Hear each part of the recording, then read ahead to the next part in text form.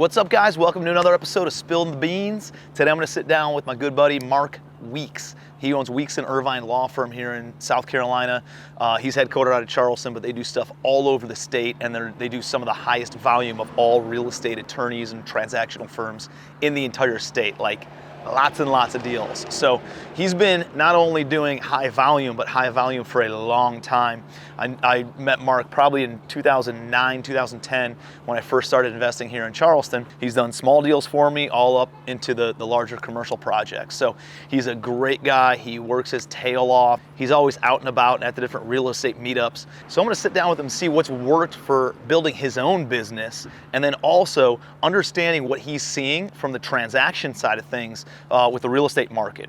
How he's seen things either heat up or slow down over the past 6 to 12 months, and what he expects moving forward. So check it out. I think you're gonna get a lot of value out of this Spilled Beans.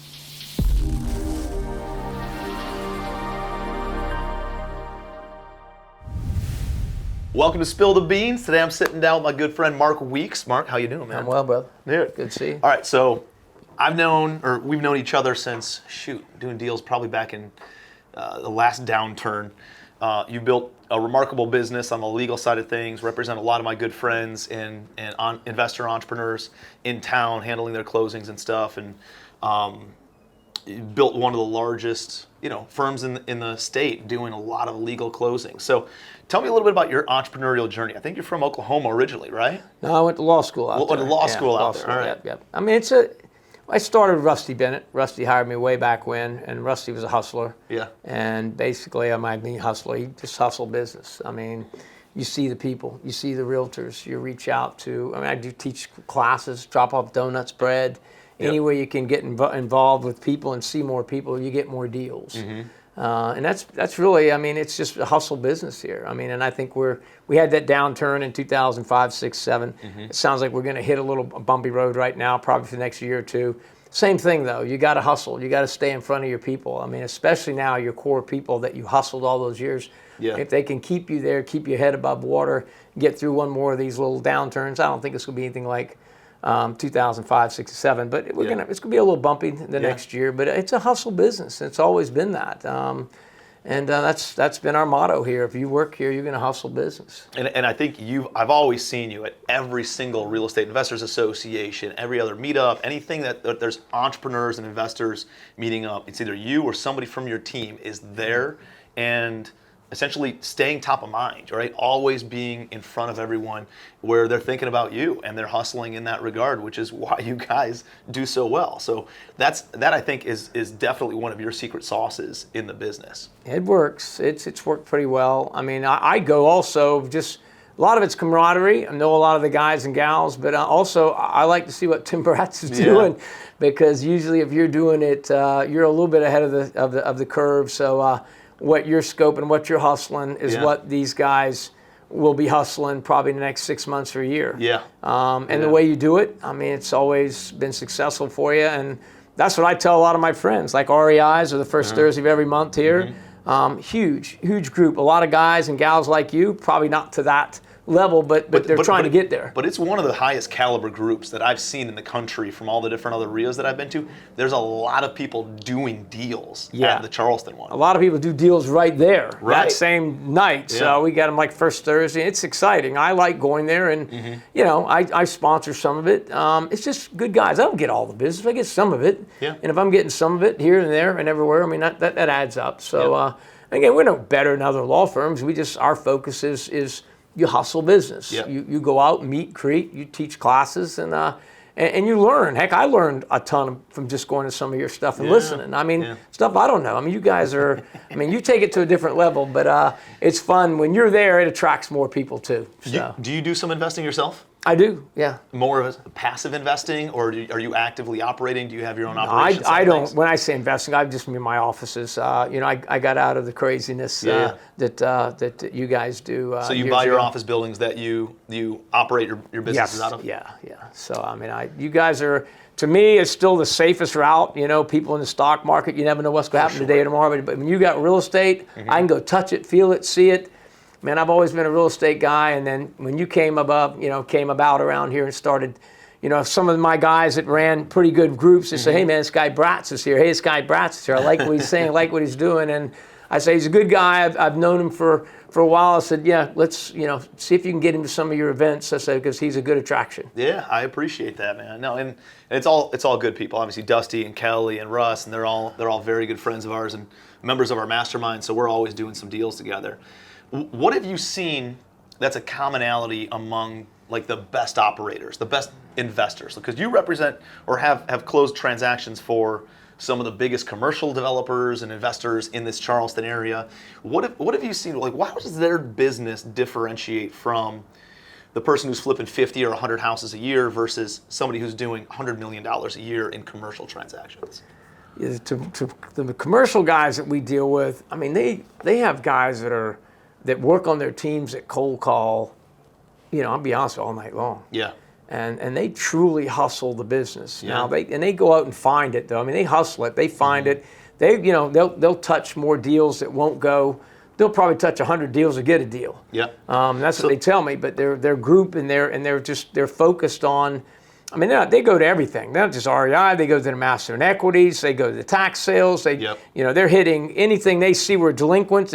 These guys are just focused on, just wherever we can find business, not just one place. Let me go to REI, or let me go to the master sale, or let me go to the tax sale. They go to all of that, and they just focus on, call them, boom, boom, boom, and it's just a matter of it's a numbers game with them. And they're not smarter though, right? No. Like they hustle harder, they reach, and they just look at bigger deals. I think that's been a big differentiator that I've seen from people who are successful versus people who are really successful, is they just think bigger. They're not smarter. They're not born into better, socioeconomic standings.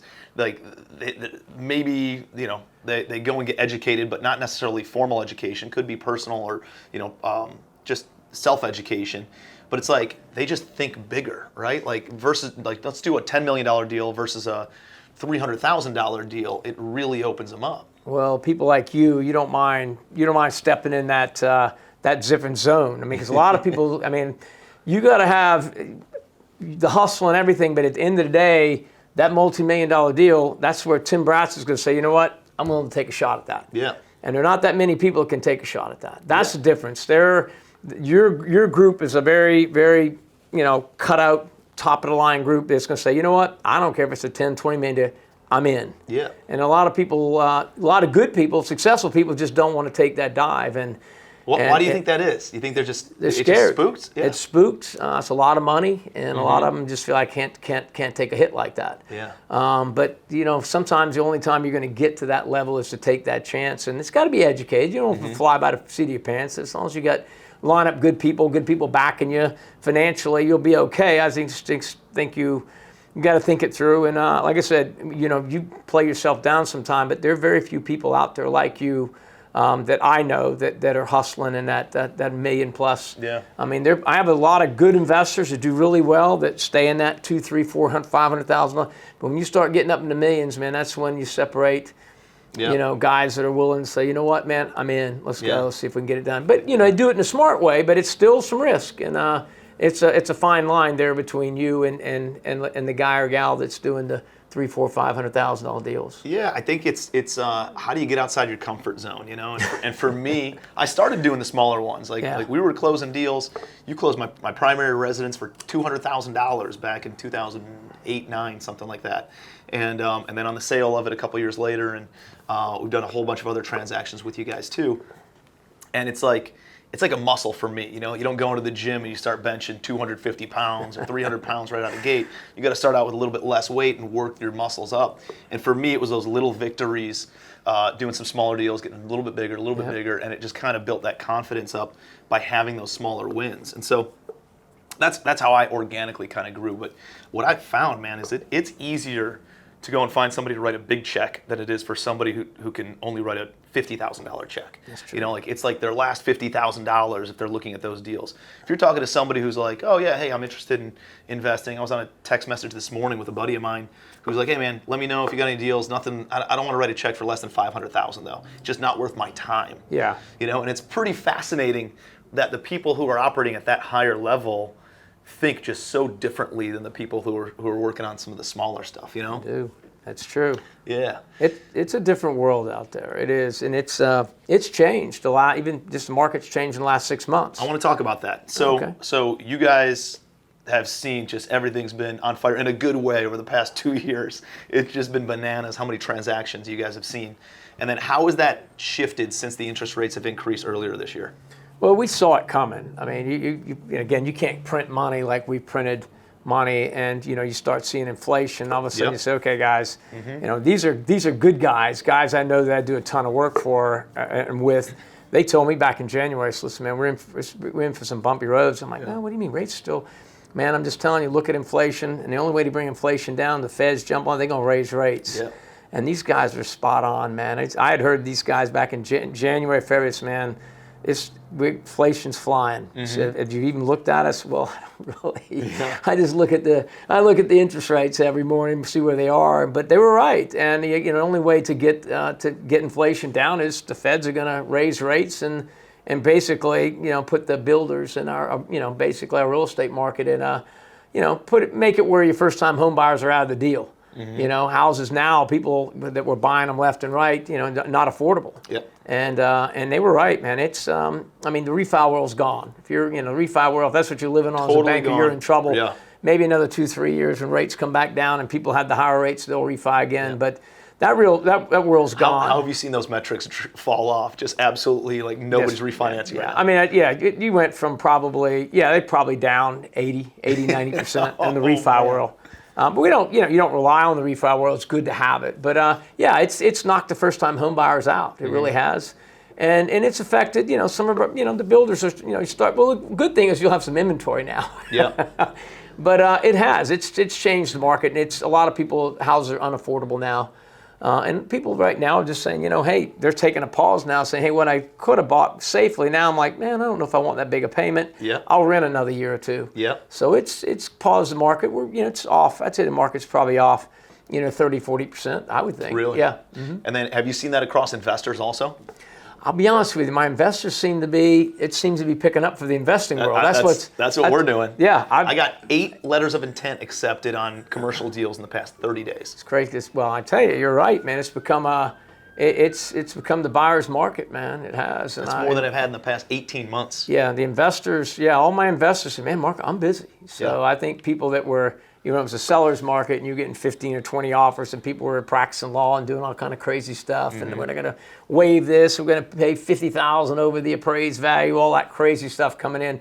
Now I've got a lot of these sellers hopping off saying, hey, man, I need to sell my property, boom, boom, boom. Yep. So, if you've got the money, you've got the resources, great. If you have to borrow money now, I've got a lot of people doing HELOCs, a lot of people doing ARMs, the smart people that are trying to still, I'm going to use my house, I'm going to use my HELOCs or ARMs to buy property. You're seeing a lot more of that. So how about seller financing?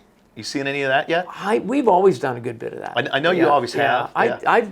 Listen, I always tell my buyers that's a great thing. Doesn't affect your credit, and it's not costing you a bunch of bank fees, and they're gonna have to foreclose them just like anybody other bank. So, and it's a good thing for the sellers. Usually, it's a stream of income. It can work well both ways. For sure. Sellers can charge a little bit more, and they're not going to get that return on their money anywhere else. Right. Not safe like that. Good. So I owner finance, and I've always encouraged it.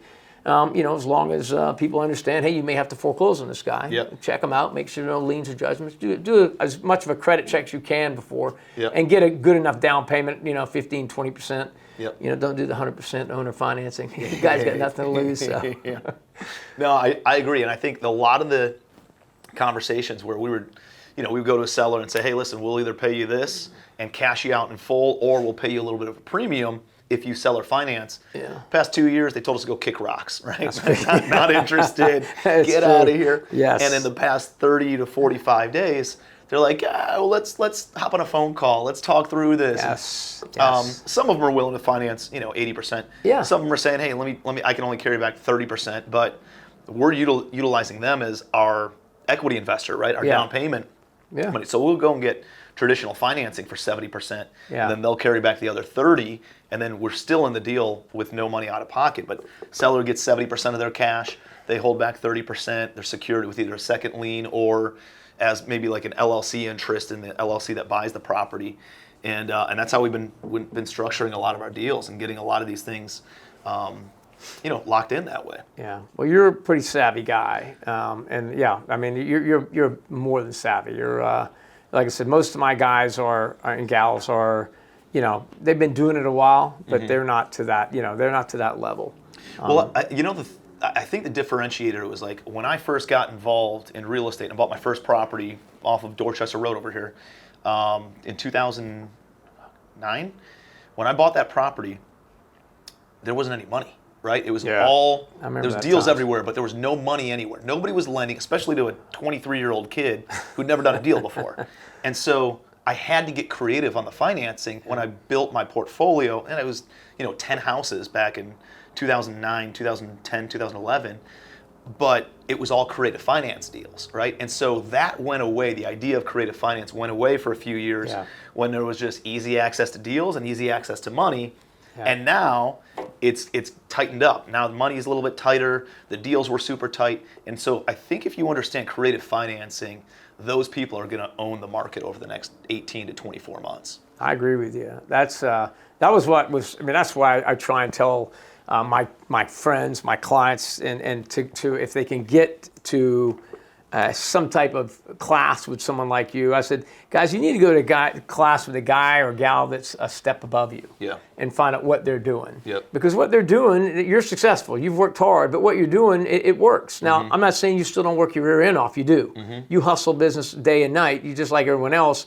But when you find a piece, you're a little more creative in getting it done, getting the deal done. You're not going to let a deal go. Now, let me get creative here. If I can't go here, I can go. You have 3 or 4 or 5 options. Exactly. Most people are like, man, my bank won't loan me the money, I'm out. No, I'm out. The bank's out. Okay, I want to see if he'll loan or finance, and if not, let me find somebody else. And that's the difference between you and a lot of people coming in. And I don't want people saying, I just can't get finance, Mark can't find anything. Well, you know what? Go meet with someone like this. Go meet with the guys and gals that are a step or two ahead of you and find out how they're doing it. Because I'll be honest with you, my investors right now, they're excited.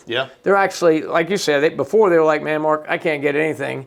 Because even people selling their crap right now, I mean, that's all it's selling. And I'm just telling you, I can't get in the door with anyone. Well, now you can. It came back. I mean, it was a seller's market for 2 years. I mean, people were offering stupid money. It's been bananas. And those people might know about selling their houses for a while. But again, I've always challenged them. Listen, go to these classes. The REI, meet guys like Bratz and people like this. They're trying to help you. That's why I like REI and people like you. Try to help people. You're not competing with them. It's collaboration. You're not putting them down. And that's the best thing about you. And the best thing about REI, they're trying to help people. They're trying to tell you, hey, this is what you need to be worried about. These are things we're seeing in the market. I mean, it's going to give you a market update. These guys are trying to help you. And you do the same thing. And I think it's important that these investors know that, man, if you can get in front of someone like that, I always said, listen, if I can get in front of a lawyer that's doing more numbers than I can, I want to, hey, what are you doing that I'm not doing? I'm never going to be satisfied. You always want to, if you are, then you need to get out. And I know you're not. Well, it's reaching that point of, I heard Jim Rohn, one of the big personal development speakers, he's the guy who trained Tony Robbins and a lot of these other guys, and he said something once where it's like, if I could reach a point where I'm both ambitious and content, he goes, can you imagine what kind of a place that would be? He goes, because most ambitious people are not that content. Most contented people are not that ambitious.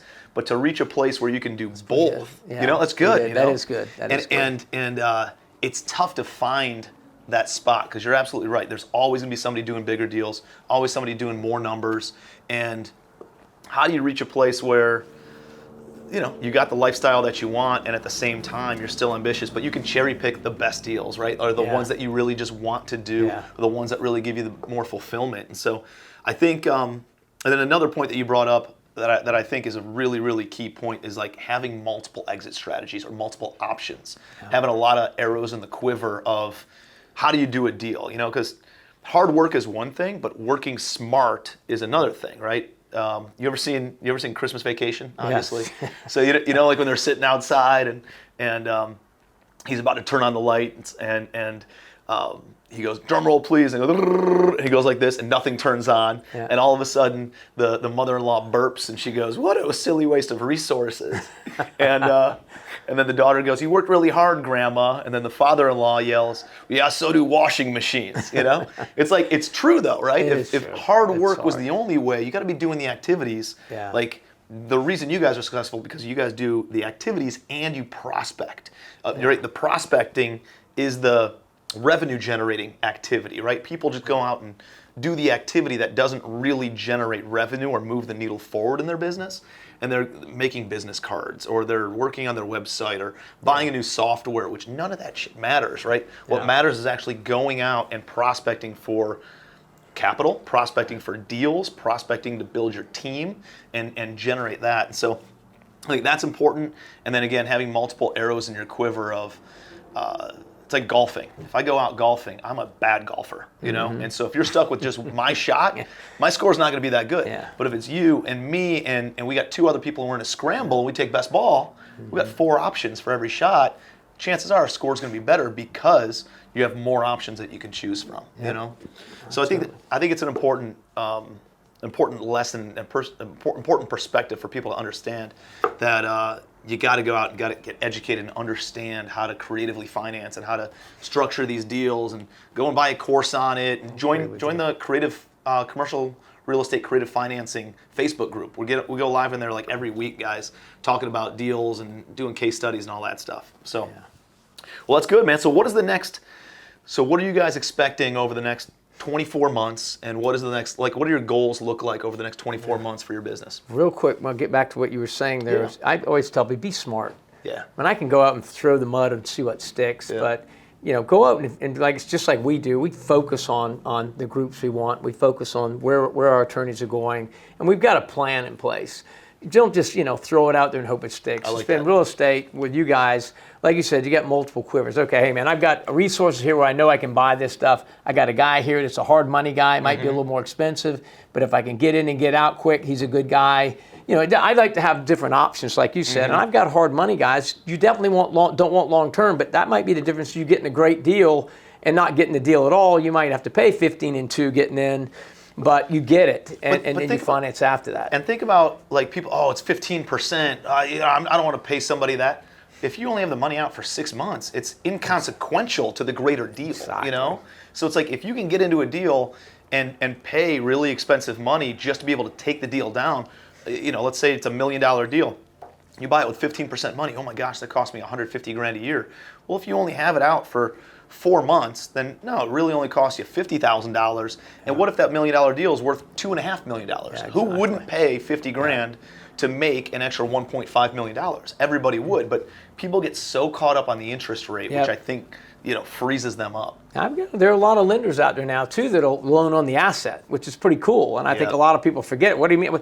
They don't care about your credit. They're only worried about the asset. Hey, can I foreclose and get my money back? And we're running into that. Rehab Wallet and Moneyline are 2 people I use that are, really successful and they're well run and they pretty much prove everybody pretty much. And like you said, 15 and 2 may sound like a lot, but you get a good deal. So again, you don't want to use that long term, and that would need to be probably your first go-to guy or gal. But it's at least it's a resource where you don't lose a deal. I love it. And you need private money investors. You need hard money lenders. You need to understand the creative financing components of things as well. Traditional banks, like you mentioned earlier. There's a bunch of, and I think some people lose deals because they say, man, I just can't get financing for it. Man, let me tell you something. I got 2 ways. He can owner finance or he or she wants, and I can tell you I got a hard money guy loan you money in 24 hours. Yep. So I don't know, but you know more about that.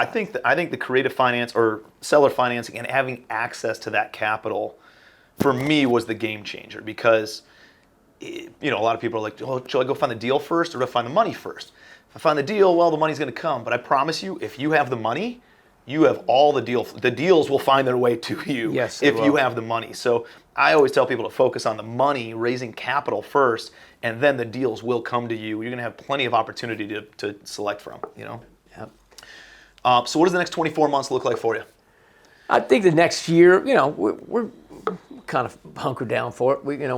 I think it's still a hustle business. I think there's still business to be had out there. Like I said, my investors they're busier than ever. Now people are ringing them back, say, hey man, I'm here. The sellers are here because there's markets. A lot of people can't afford to buy right now.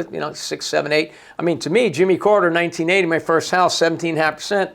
To me, man, 6, 7, 8 is great. Still free money, yeah. But it's the perception. These people, these kids, these guys and gals of all they've ever seen are 2, 3, and 4. So they think the world's changed and the world's upside down. But it is costing people a lot more to buy. I mean, it's going to be a tougher market. Again, the refi world's out, which is fine. We have that department, but it's every 4 or 5 years, and that's what you. So we don't focus on that, but again, I'm just gonna stay the course. I'm not panic. I stay the course, stay it here. A lot of my guys and gals are doing better. Their investors doing better than they were in the last 2 years because everybody was buying everything that they could get. But so it's worked out well for them. They're busier. Builders will be okay. I mean, our builders are building, and most of them build houses that are in the affordable range. Other than Mount Pleasant, a little higher, but up this way, the 200, 300, 400, 500 range. But people can still buy those. And there's so much demand. I feel like Charleston's its own little bubble too. There's so much. We're talking macroeconomics here, talking about what's happening on a federal level. But the reality is every market itself is different. And we're in a market where people are moving to and population continues to go up. Yes. And if you have a finite amount of land and population continues to increase, then obviously economics is going to say demand increases prices no matter what is happening on a federal level. Yep, I agree with you totally. I totally do. I don't. I'm not. Again, it's not that we haven't focused on it, and we definitely have seen the difference in the market. But it's not something we're going to panic over. It's like I said, we stay the course, keep teaching classes, keep taking donuts and bread, and talk people up and do them favors. Stay late, return your emails, return your phone calls. It's about communication. That's half the battle in my industry and yours too. Communicate with people. Ain't nothing worse than someone saying, "I didn't hear back from you." Give me a break, man. Yeah. Or I emailed him. Well, did you try that phone? Because I can tell you that telephone over there, he's got that, or she's got that with him. On their hip. Blows my mind. That's my biggest pet peeve is to communicate. No one's ever called me and said, "Mark, your paralegals are over communicating with me." I've never had that complaint.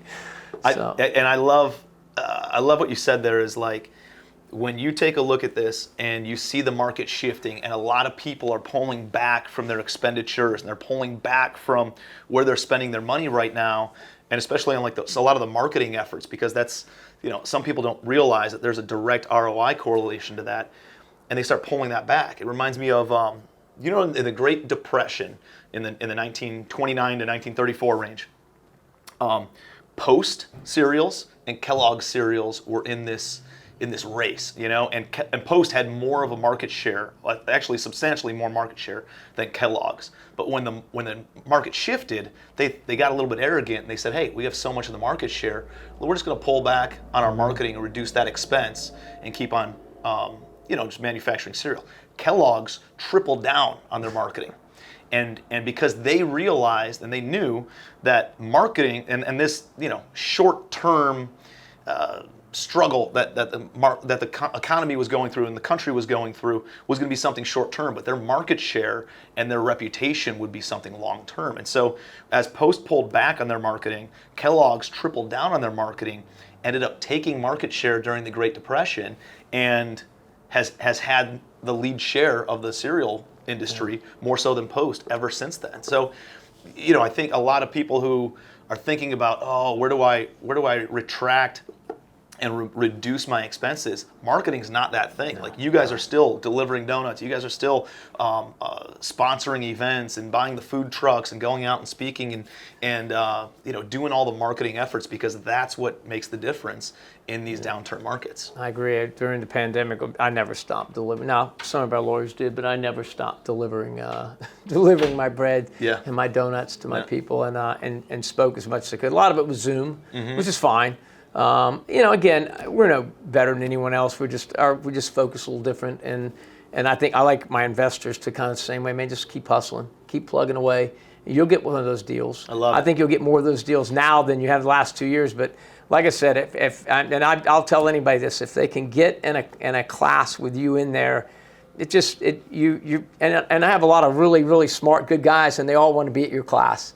And they'll say, "Hey, Bratz is speaking over here. I'm going to try and get over there." I said, "Good thing to do."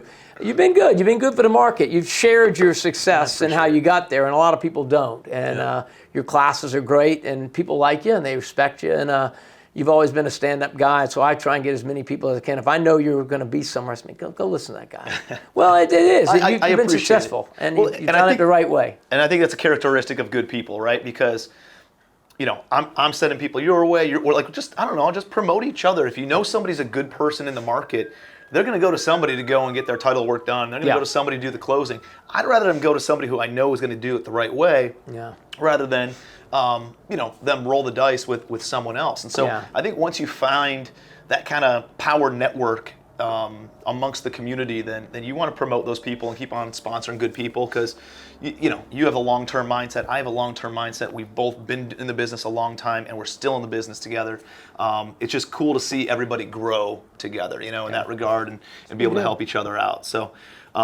It's been good. I mean, if you remember one of the REIs we did years ago, that little place in North Charleston, you were in there, there might have been 20 people in there. Now there's hundreds. And but when you spoke that night, it was great, because the guys who were in there were the heavy hitters. That's all that went.